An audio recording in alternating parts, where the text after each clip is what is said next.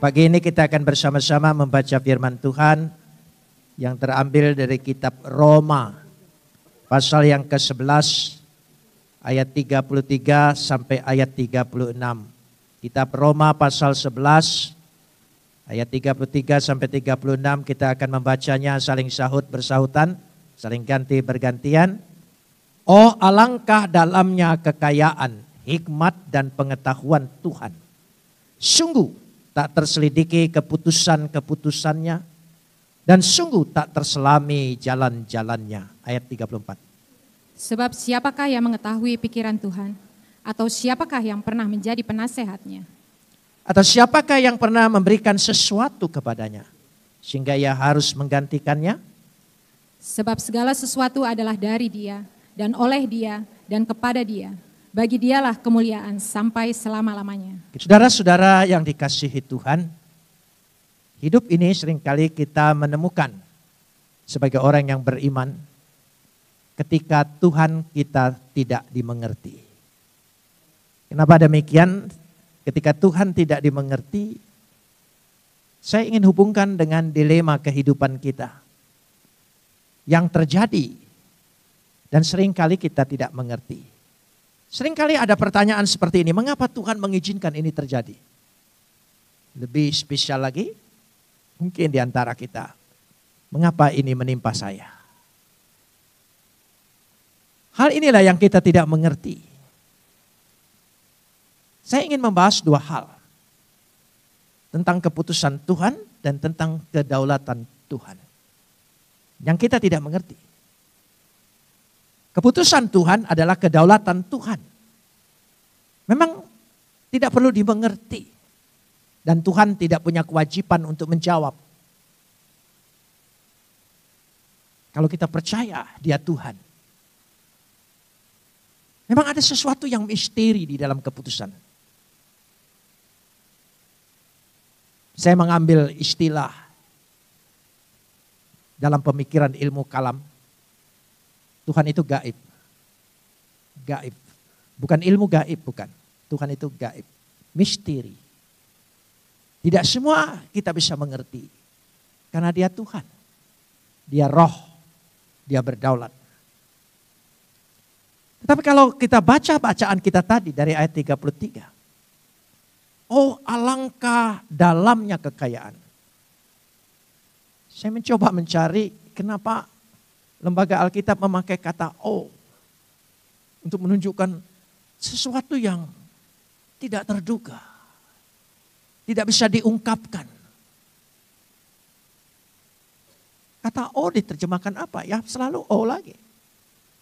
Satu kekaguman tetapi juga keheranan, ketakutan. Alangkah dalamnya kekayaan, hikmat dan pengetahuan Tuhan. Jangan lupa kekayaan, hikmat, pengetahuan Tuhan.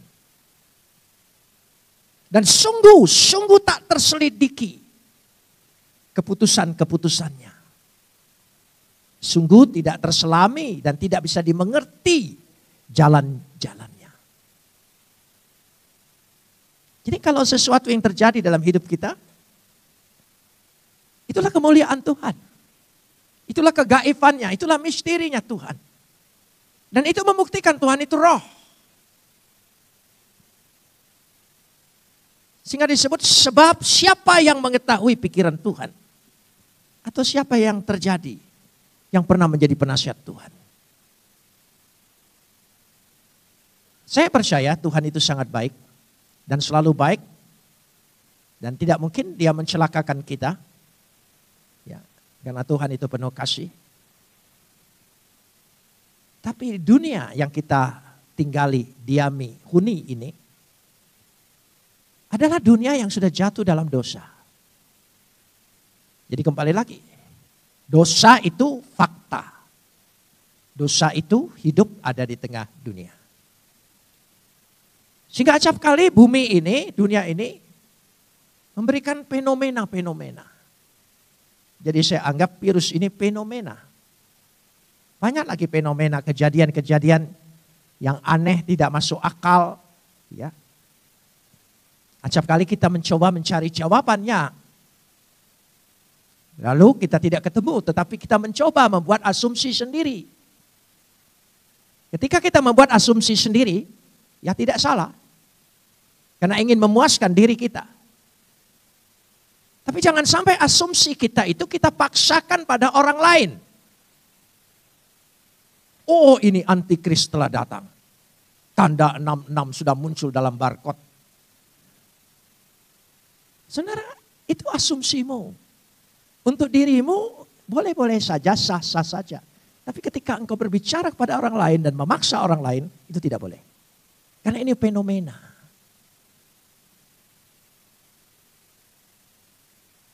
Saya masih ingat ketika pertama kali komputer muncul, yang sok rohani, paling rohani, ini alat antikris.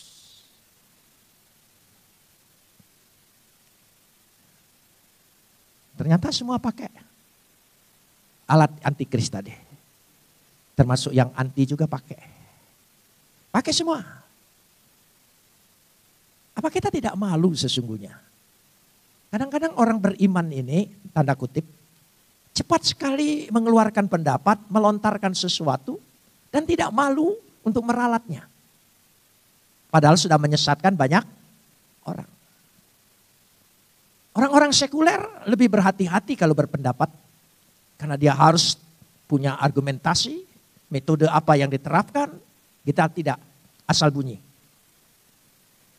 Karena itu saya ingin mengajak kita baca kembali ayat 35 untuk tidak mengerti ini. Atau siapakah yang pernah memberi sesuatu kepadanya? Sehingga Tuhan harus menggantikannya. Saya jabarkan begini. Siapa yang pernah usul kita lahir di tengah dunia ini? Siapa yang pernah usul? Kita punya usul? Tidak. Kita terlahir izin siapa? Bukan karena orang tua kita menikah, bukan. Karena ada izin siapa? Ada kemauan siapa? Ada kehendak siapa? Kalau itu adalah kehendak Tuhan, Tuhan berdaulat memberi dan mengambil.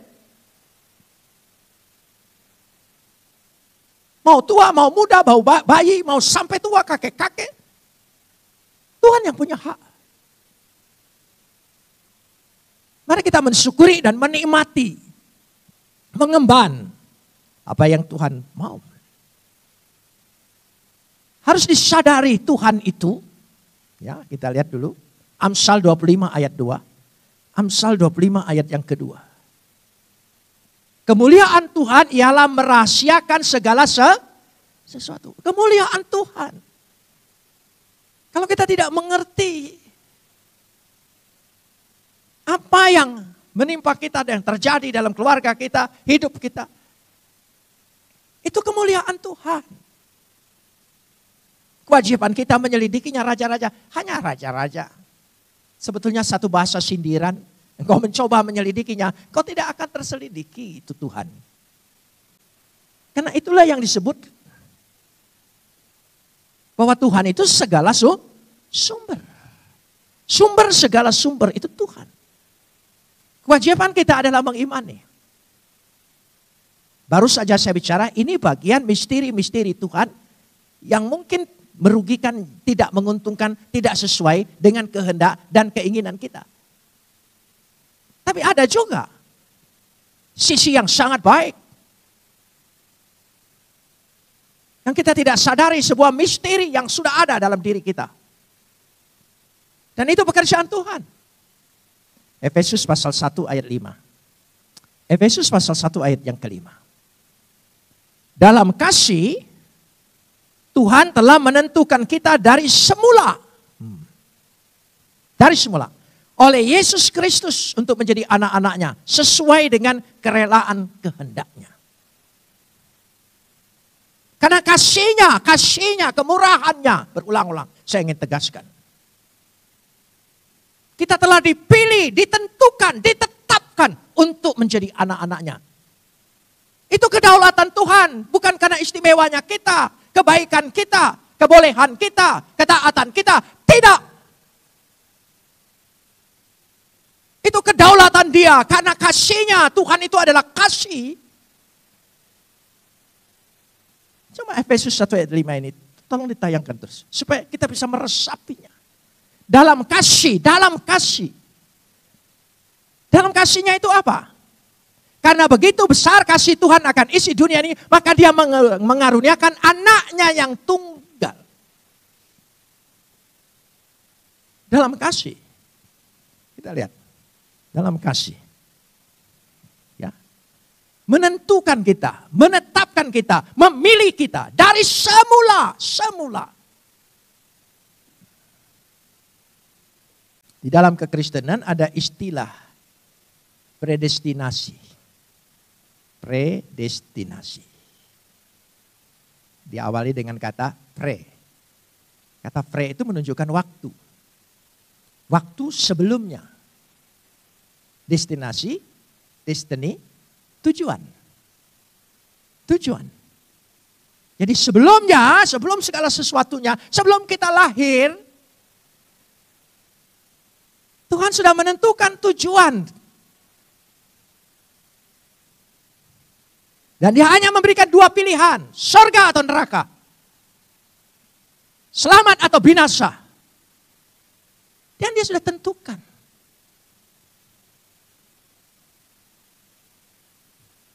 Karena itu, ya dapat diartikan begini. Tujuan yang ditetapkan Tuhan, bukan saja sebelum kita tiba di sana, tapi sebelum kita dilahirkan. Jadi tujuan itu. Dan tujuan itu sudah ditetapkan oleh Tuhan sejak semula. Sebelum kita dilahirkan. Bahkan sebelum dunia diciptakan. Itulah kerinduan Tuhan. Itulah keinginan Tuhan. Dan untuk mencapai tujuan itu ternyata Taurat, hukum-hukum, syariat agama tidak bisa membawa manusia untuk mencapai tujuan. Kecuali satu, kasihnya yang rela berkorban, mati buat saya dan saudara. Itulah yang menetapkan kita untuk dipilih. Sehingga istilah predestinasi perlu dimengerti, ya, adalah mengajarkan kita bahwa tujuan akhir kita sesuai dengan kehendak Tuhan. Amin. Tujuan akhir kita. Karena itu predestinasi bukan nasib dan takdir, bukan. Kalau nasib dan takdir itu menentukan soal-soal harian kita. Celaka, untung, rugi. Ini bukan. Tujuan hidupnya. Nasib dan takdir yang sering dibicarakan baik oleh agama-agama, itu berbicara tentang kesehari-hari. Ini bukan tentang keseharian, ini tujuan yang kekal. Dan tujuan kekal ini ditetapkan oleh Tuhan. Sekali lagi, hak Tuhan, kedaulatan Tuhan. Di mana letaknya? Ini kedaulatan Tuhan, ini kebebasan manusia. Kebebasan manusia, kebebasan memilih. Kedaulatan Tuhan menentukan tujuan. Dan dia berikan dua pilihan. Kedaulatan Tuhan adalah kebebasan Tuhan. Kebebasan manusia adalah kebebasan memilih. Bagaimanapun kebebasan manusia tetap berada takluk di bawah kedaulatan Tuhan. Kenapa demikian? Karena manusia adalah ciptaan dan Tuhan adalah pencipta. Kedaulatan pencipta jauh melampaui kebebasan ciptaannya. Bisa dimengerti? Supaya kita sadari. Seringkali di tengah dunia ini orang mengagungkan kebebasan hak pilih manusia. Tapi lupa dengan kedaulatan Tuhan. Kan kedaulatan Tuhan itu otoritas Tuhan. Otoritas. Autor. Penyebab. Jadi penyebab sumber segala sesuatu adalah Tuhan. Karenanya kebebasan manusia tadi adalah tujuan yang Tuhan inginkan.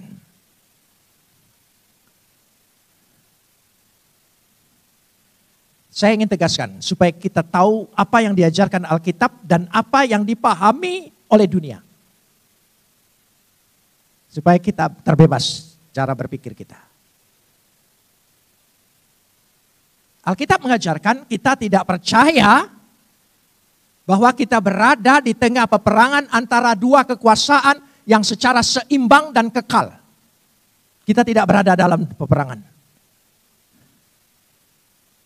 Perebutan antara Tuhan dengan setan. Tidak, setan bukan keseimbangan Tuhan. Setan itu ciptaan Tuhan.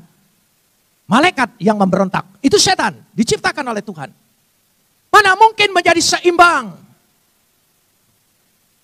Kita tidak berada dalam peperangan antara kebaikan dan kejahatan. Tidak. Jangan pahami seperti itu. Itu bukan Alkitab ajarkan. Yang kita diajarkan Tuhan. Kedaulatan Tuhanlah yang memilih kita. Dan saya percaya sampai akhir pilihan Tuhan tidak akan salah pada diri kita. Amin. Kita pasti diselamatkan.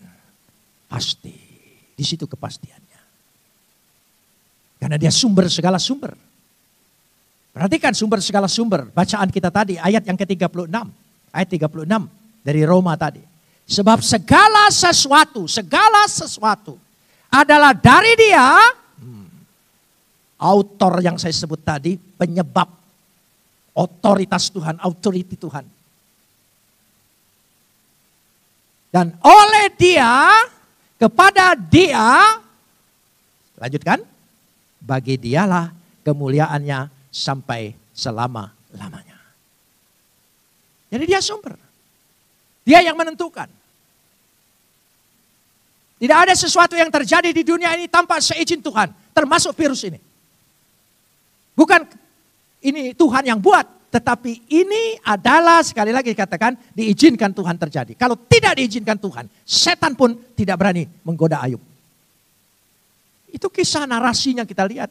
Minta izin, diizinkan oleh Tuhan. Tuhan ingin menunjukkan godaan dan iman mana yang lebih kuat. Pilihanku dengan godaanmu mana yang lebih kuat. Pilihan Tuhan. Ayub segala bagaimanapun menderita tetap diselamatkan. Itu drama yang Tuhan ingin tunjukkan kepada dunia. Lihat, sehebat apapun setan, engkau tidak dapat merebut kasihku dari Ayub. Pilihanku kepada Ayub. Begitu juga kita semua. Kesusahan ini, penderitaan ini, virus ini, apapun variannya. Mau Omikron, Omi apa lagi. Kenapa demikian? Mari baca ayat yang terakhir. Coba kita baca Yohanes 10 ayat 29. Yohanes 10 ayat 29. Pilihan Tuhan. Bapakku yang memberikan mereka kepadaku. Oh, ini pilihan Bapak kepada kita lewat Yesus. Lebih besar daripada siapapun. Lebih hebat dari siapapun. Lebih kuat dari siapapun. Lebih dahsyat dari siapapun. Tidak ada yang berkuasa menyaingi Tuhan, apalagi melebihi. Dan kita dipilih atas dasar kedaulatan seperti itu untuk menjadi anak-anaknya. Amin. Kita dipilih. Karena itu tidak mungkin ada kekuasaan apapun, kehebatan apapun, kekuatan apapun. Lanjutkan ayatnya. Lebih besar. Dan seorang pun, tolong baca. Seorang pun. Coba kita baca. Ayat ini jadi bagian kita. Coba kita baca. Dan seorang pun merebut saya dari tangan Bapa. Karena taruhannya, nyawanya Yesus, darahnya Yesus, tubuhnya Yesus, hidupnya Yesus. Dan Yesus itu siapa? Bukan nabi, bukan siapa-siapa. Dia adalah ilahi itu sendiri. Sebagai firman yang menyatu dalam diri Bapa yang turun menjadi taruhan dan jaminan kita. Amin. Tidak seorang pun. Tidak makhluk apapun. Tidak monster apapun. Apalagi nenek lampir. Ya, tidak seorang. Iblis sekalipun tidak dapat merebut saya dari tangan Bapa. Pilihan Tuhan tidak akan nyasar. Amin. Dia sudah ditetapkan. Ketetapan Tuhan itu berdaulat. Bukan ketetapan manusia yang angin-anginan yang berubah-berubah. Ya kan? Berubah-berubah. Ketetapan Tuhan. Patutlah kita bersyukur, berterima kasih, bersyukur dengan kekuatan Tuhan.